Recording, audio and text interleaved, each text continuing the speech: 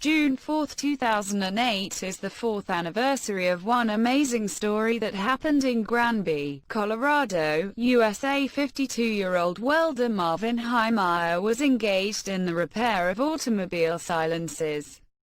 His workshop was closely adjacent to the cement plant Mountain Park, which in 2003 decided to expand, for which he began to buy land from residents.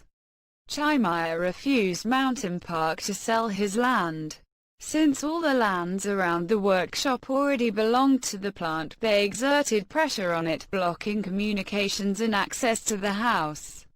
In order to pave the other path, Himeyer bought a used Komatsu D355A3 bulldozer. The city administration did not give permission to build a new road. Then Himeyer sued Mountain Park. But the court's decision was also not in his favor. Since all adjacent land was acquired by the plant, constant inspections began in the workshop: tax, fire inspection, sanitary and epidemiological surveillance. The latter issued a fine of $2,500 for a tank that does not meet sanitary standards.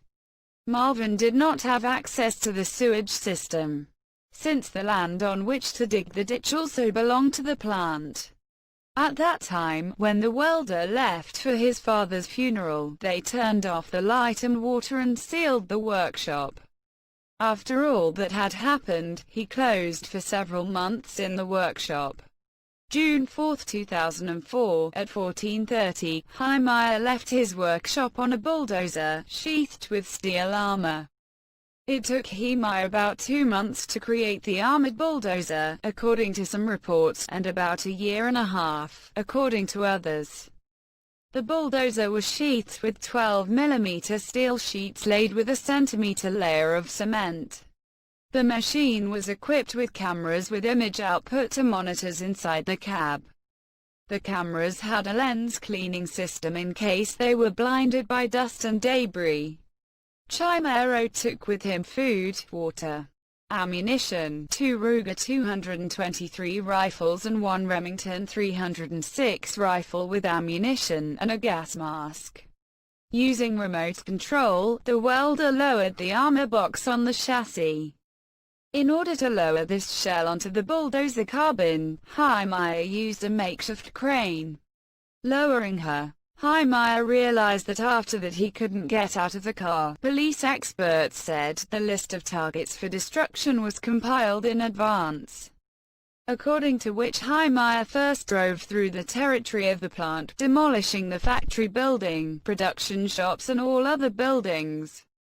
Then he removed the facades from the houses of city council members, destroyed the bank building, the building of the Ixel Energy Gas Company, which refused to refuel his kitchen gas cylinders, the city hall, the city council office, the fire department, a warehouse, several residential buildings belonging to the city mayor, a local newspaper and a public library. Initially, the local sheriff and his assistants tried to stop the bulldozer, then the police. On alert, the local SWAT squad was raised, then the forest rangers. In total, about 40 people were involved. SWAT used grenades, rangers had assault rifles. One of the SWAT sergeants jumped from the roof onto the hood of the bulldozer and tried to throw a flash grenade into the exhaust pipe, but Himeyer, as it turned out, brewed a grill there, so that the bulldozer only lost the pipe. Himeyer actively fired back through the embrasures cut through in the armor, but there were no casualties. Shots were fired significantly higher than the heads. The bulldozer received more than 200 hits from everything, from service revolvers to M16 and grenades. They tried to stop him with a hefty scraper. Komatsu D355A effortlessly stuffed the scraper backwards into the storefront and left it there. A machine full of explosives on the way of Himeyer also did not give the desired result. However, a radiator was broken in the bulldozer. However, as experience in career work shows, such bulldozers do not immediately pay attention even to the complete failure of the cooling system. At 3:50 p.m. Himeyer began to crush the small wholesale gamble store. The bulldozer littered with debris of the roof. He stuck and stalled. When the police, using auto-genes, managed to make a hole in the bulldozer's armor, it turned out that Himeyer committed suicide about 6 hours ago. As a result, the city was damaged by $5 million, the plant by $2 million. As a result of losses, the plant sold its territory. Some wanted to put a bulldozer on a pedestal and make it a landmark, but most insisted on its remelting. Then, during the investigation, it turned out that Himeyer's creation was so reliable that it could withstand not only a grenade explosion, but also a not very powerful artillery shell.